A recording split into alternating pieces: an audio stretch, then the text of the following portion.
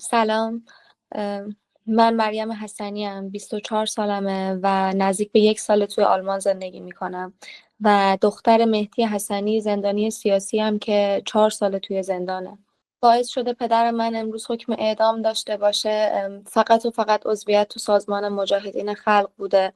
بابا من هیچ کار خشونت‌آمیزی انجام نداده، سند و مدرکی علیه بابام وجود نداره و خب صرف عقاید و باورهاش الان با حکم اعدام مواجهه. تمام این سالهایی که بابام داخل زندان بود در واقع من و به شکلی خارج از زندان اما اسیر این شرایط بودیم و خب نگرانیایی که برای بابا داشتیم و خب ترسی که داشتیم از جمهوری اسلامی باعث شد ما تمام این سالها متاسفانه سکوت کنیم.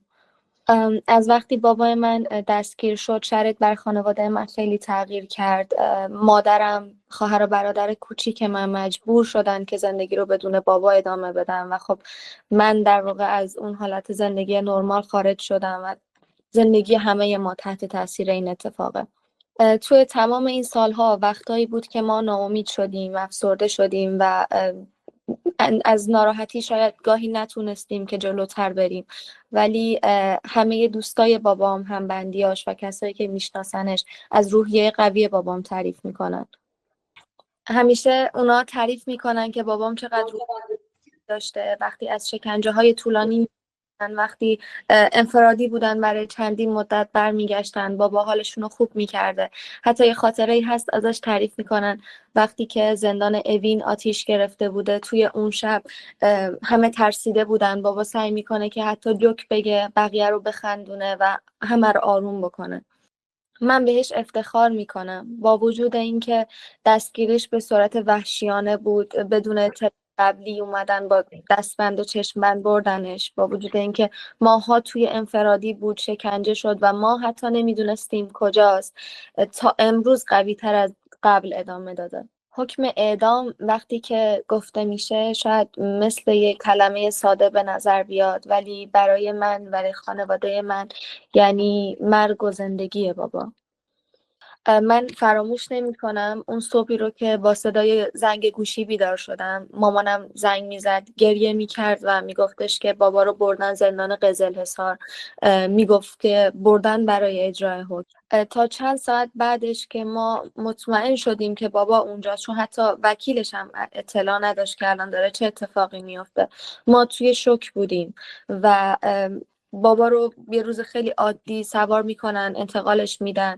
موهاشو از ته تراشیده بودن و بدون اینکه ما بتونیم حتی آخرین بار باش حرف بزنیم، آخرین ملاقات رو داشته باشیم، برده بودنش توی انفرادی. و من فراموش نمی کنم لحن وکیلو وقتی که به من زنگ زد و گفتش که ممکنه امشب شب آخر باشه و بردن که اعدام بکنن.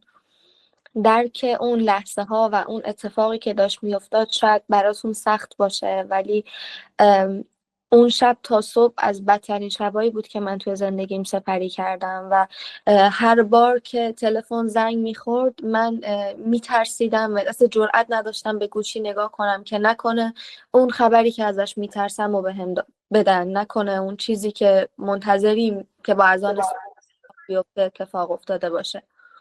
این شرایط خیلی وحشتناکه. این حس هنوز با من هست، این وحشت که گاهی وقتا هنوزم نگرانم که نکنه یه خبر بدی بشنوم.